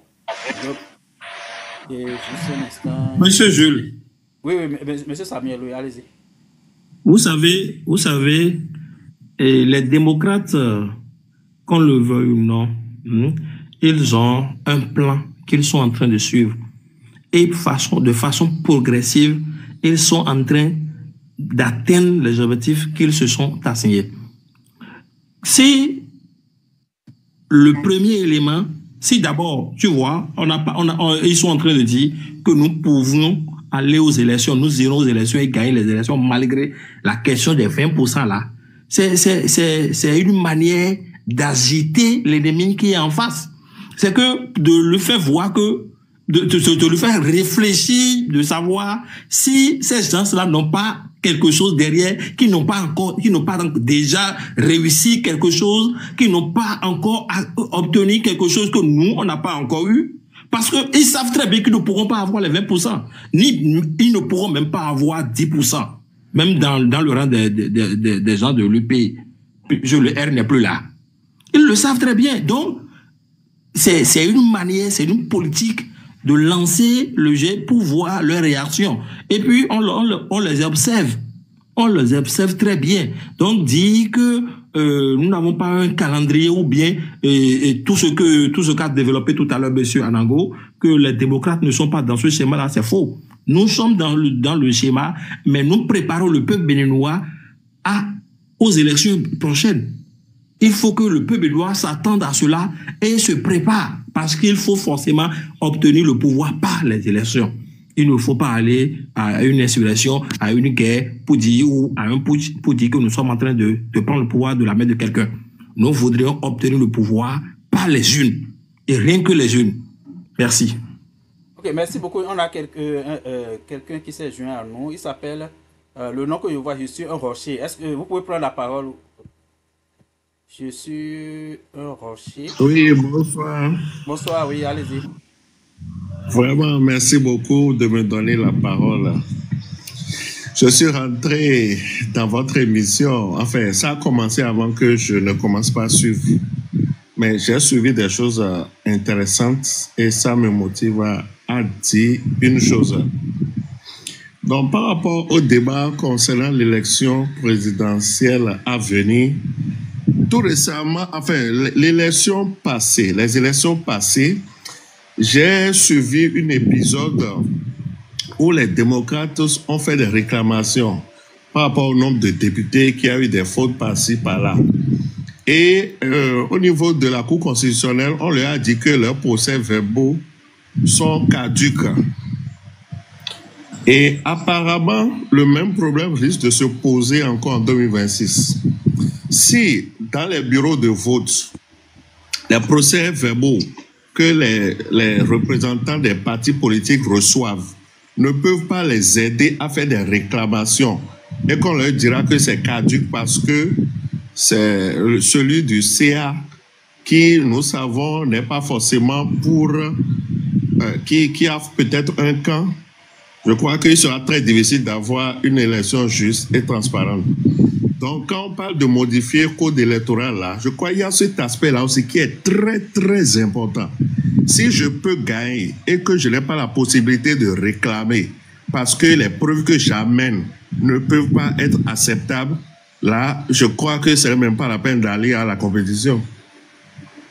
Donc, j'aimerais quand même que, par rapport à cet aspect-là, je ne sais pas si vous avez des éléments ou si ce que je dis là, c'est véritablement ça. Et si c'est ça, je trouve que c'est très, très grave. Voilà. Merci beaucoup. Merci. Monsieur Jules. Oui. Monsieur Jules. Monsieur Guébouy. C'est bien moi, c'est Samuel. Oui. Je voudrais apporter une réponse à la préoccupation de de monsieur, je suis un... je ne vois pas la totale. Un rocher. Oui. Voilà. Votre préoccupation, elle est pertinente. Et tu sais, on ne peut pas accepter, subir les mêmes affres deux fois. Nous l'avons déjà subi une première fois et pour les fois à venir, nous ne saurions accorder cette chance-là à l'ennemi. Et raison pour laquelle le code électoral doit être révisé. Monsieur, je ne sais pas si vous avez suivi la rencontre avec la Sénat la dernière fois. Les députés ont eu à le mentionner et je crois bien la Sénat a compris et la Sénat a même demandé à ce que au niveau de l'Assemblée nationale, les textes soient relus dans ce sens-là. Forcément, ça doit être revu et le combat qui a commencé, nous allons pouvoir l'achever pour obtenir quand même gain de cause à ce niveau-là. Et ce ne serait pas simplement à ce niveau-là. Le code électoral sera relu dans son intégralité afin d'obtenir... tu sais, et d'ici à là maintenant, c'est le peuple béninois qui va à lui-même forcer la main à Patrice Talon d'ordonner à ces députés-là de ramener le sujet du code électoral sur la table afin qu'on puisse discuter dessus. Sinon, ça ne peut pas passer. Ça ne peut pas passer. Nous n'allons pas accepter être victime de la même chose deux fois. C'est pas possible. Donc, c'est un débat qui revient chaque fois quand nous voyons et puis nous traitons les sujets concernant notre organisation. Ça, c'est clair. Merci. Si vous permettez, allez-y, le problème que je viens de soulever là, c'est quelque chose que beaucoup de gens n'ont pas connaissance de ça. Beaucoup de gens n'en savent rien du tout. Les gens savent seulement le problème de parrainage et des 20%. Mais je crois que ça là, c'est encore même plus dangereux que l'histoire de 20% là. Donc, il faut que vraiment la population soit informée des pièges qui sont dans ce truc-là et que on fasse ce qu'il faut pour avoir les modifications nécessaires pour qu'on aille vraiment à une vraie élection. Je crois que c'est important.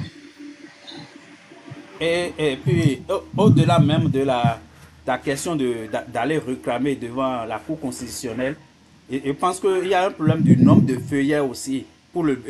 Quand on fait le dépouillement, combien de feuillets on remplit?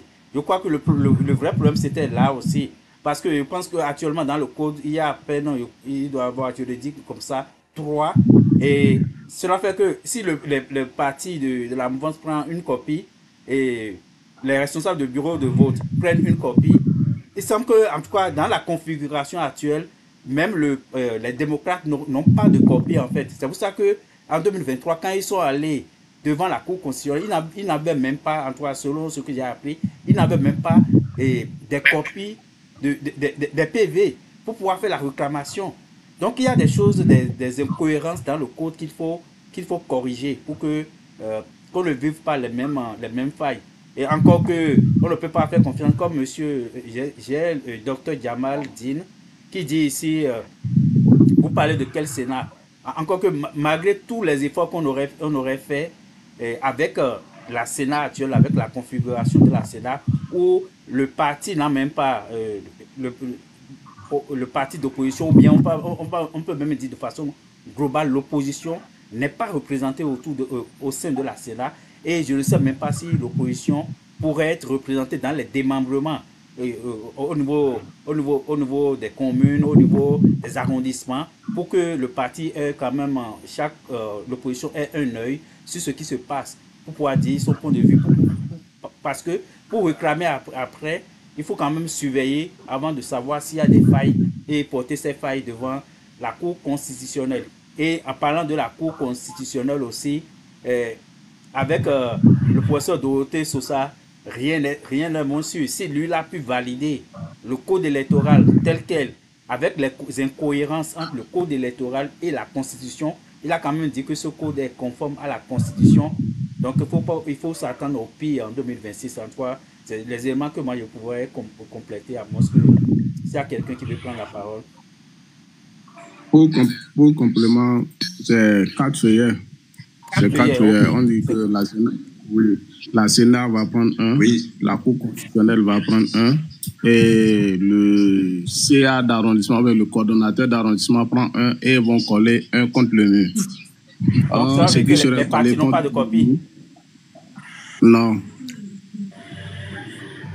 En quelque sorte, c'est ça. Si tu vas faire photo du procès qui est au mur, ça n'a aucune utilité. Parce qu'on te dira que c'est l'original. L'original. Effectivement, donc c'est un plan qu'ils avaient soulevé lors de leur rencontre là. Donc c'est les choses qu'il faut, en tout cas s'il y a la bonne foi de corriger les choses, c'est les choses qu'il faut corriger rapidement. Donc quelqu'un nous dit aussi, oui c'est celui docteur Jamal Din, le problème c'est vraiment Talon. C'est pour ça moi je parlais vraiment de la bonne foi. Est-ce que en réalité tout ce qui est fait, même ils ont dit ils ont débloqué l'argent pour revoir la liste électorale, mais en réalité est-ce que ces gens-là veulent vraiment des élections libres et transparentes en 2026. Moi, je n'y crois pas un seul mot. Je ne crois pas parce que les intérêts que Patrice Talon a au Bénin, ces intérêts dépassent l'entendement. Donc, il ne va pas laisser, je ne sais pas, il n'est pas prêt à laisser un peu du terrain, aussi bien à l'opposition, même au peuple béninois. Il ne veut pas aller, parce que si aujourd'hui, si l'opposition se retrouve à la tête du pays, est-ce qu'il ne va pas continuer à amener pour des centaines de milliards d'intrants agricoles sans faire des appels d'offres comme il le fait depuis 2016? Donc, il y a des portes qui vont se fermer automatiquement si l'opposition prenait le pouvoir. Donc, je ne suis pas sûr. S'il n'y a pas vraiment un vrai forcing pour pouvoir changer les choses, je pense qu'on n'aura que nos yeux pour pleurer en 2026, selon moi. Oui, monsieur Jules. Oui, monsieur Anago est de retour, oui. Oui, j'ai été coupé entre-temps. Si vous me permettez, rapidement, je vais revenir sur quelque chose. Okay, et monsieur Samuel, soyez convaincus de quelque chose. Nous tous là, nous voulons que les élections se passent. Vous avez dit que vous n'allez pas prendre le pouvoir par haute voie, que par les élections. C'est ce que nous voulons, non? C'est justement pour ça que nous demandons, c'est pour qu'il y ait élection qu'on demande la révision du code, au fait. C'est pour qu'il y ait élection qu'on demande la révision du code. On ne le demande pas pour autre chose, non. Et ainsi, on sera sûr que c'est vous, si c'est le candidat des démocrates qu'on choisit, ou bien le candidat de la mouvance, ou bien autre candidat également qu'on choisit, qu'on sera sûr que c'est le vrai choix du peuple béninois. C'est tout ce que nous voulons, au fait. C'est comme si vous êtes en train de dire qu'on est en train de sensibiliser les gens aux troubles et autres. Mais c'est peut-être vous qui voulez jouer ce rôle-là. Parce que, après les élections, lorsque vous irez aux élections, on va vous bloquer sur le truc de pourcentage. Vous allez commencer par maintenant dire au peuple de se lever. Et il y aura encore des prisonniers politiques comme ce fut en 2021. En 2019 également. Quand on arrête là, l'opposition fait quoi? Rien. Quand on arrête, qu'est-ce que l'opposition fait? L'opposition ne fait rien. Tu es laissé à toi-même. J'ai dit maintenant, j'ai été membre du comité de soutien aux détenus et exilés politiques. Je sais combien l'opposition béninoise met dans ça. Et si quelqu'un sort de la prison et vous dit que l'opposition se réunit et l'aide là, c'est faux. Moi, je vous dis que c'est faux. Je le dis sur un panel. Mais je ne dis pas, donc, je ne dis pas aux gens de ne pas revendiquer leurs droits. Je ne dis pas de ne pas revendiquer leurs droits. Et c'est justement pour qu'il n'y ait plus de crise qu'on est en train... Oh là là, il est parti. Peut-être sûrement qu'il va revenir. C'est pour qu'il n'y ait plus de crise qu'on est en train de demander à ce qu'il y ait révision du code électoral. Vous pensez que ce qui se... Quand vous écartez les gens, au fait, qu'est-ce qui se passe? Les gens n'ont plus autre possibilité de s'exprimer. Et quand les gens n'ont plus autre possibilité de s'exprimer, parce que les gens ne peuvent plus faire des marches, ils ne peuvent rien faire. Donc ils pensent que c'est seulement la violence qui est la voie idéale. Et c'est pas ça. Nous ne sommes pas d'accord pour la violence. Et c'est pour qu'il n'y ait pas de violence qu'on demande qu'il y ait révision du code électoral pour que les élections se passent dans la paix. Pour qu'il n'y ait pas de crise. Le président Patrice Talon m'a dit, quand on veut partir, on a envie de mieux faire. Nous avons envie de l'aider à mieux faire. C'est ce que nous voulons, en fait.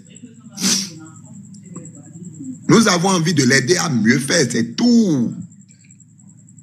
C'est tout, en fait. On veut essayer de lui coller une bonne étiquette à la fin de son mandat. C'est tout ce qu'on veut. C'est tout ce qu'on veut. Vous avez dit, vous êtes là-bas, tout ce que vous avez pris maintenant comme acquis le blocage de la révision de la Constitution. Vous pensez que lorsqu'ils ont envoyé le projet de révision de la Constitution, vous savez qu'ils ne savent pas que vous allez bloquer ça? Ils savent que vous allez le bloquer. Monsieur Samir, pourquoi? Restez, on va parler, on va faire un peu le débat. Ils savent que vous allez les bloquer. Mais il a envoyé ça, comme ça. Ils savent qu'il peut contourner ça, il n'a pas besoin forcément de la Constitution. En 2000, je vais vous rappeler quelque chose, M. Samuel. Je ne sais pas depuis quand vous avez commencé par sur l'actualité politique ou bien par combattre ce régime-là. Je vais vous dire, en 2017, le régime en place voulait réviser la Constitution. La révision, le refus de la révision de la Constitution qui a poussé l'autre, l'honorable, comment il s'appelle là, celui qui est en exil en France là, Tchenotin. Merci. L'honorable Tchenotin en exil. Dans ce projet de révision, il y avait la peine de mort. On avait refusé ça. Et la révision cette révision n'est pas passée. Mais aujourd'hui, il y a des exécutions extrajudiciaires. C'est un peu comme la peine de mort. Jusqu'on utilise ça de manière non légalisée, c'est tout. On utilise ça aujourd'hui de manière non légalisée, c'est tout. C'est eux qui sont au pouvoir. Ils ont tout. Ils ont tout. Et quand je dis toutes les institutions, ils ont tout en main. Comment vous pouvez demander à ce qu'on aille aux élections dans ces conditions-là? C'est pas possible. Et vous ne pouvez pas tromper 12 millions de Béninois, je le dis. C'est pas possible. Le peuple ne va pas accepter ça. Si vous êtes complice du pouvoir en place, allez-y négocier là-bas. Nous ne serons pas dans ça. Mais, monsieur Jules, voilà. Ok, donc je pense qu'on a fait le tour de la question pour aujourd'hui. Je ne sais pas si... Il y a encore monsieur Chabi qui est là, s'il veut dire encore un mot. Je pense qu'il est tard au Bénin. On peut se retrouver demain à 21h pour... Oui, il est déjà 0h30 ici. Hein.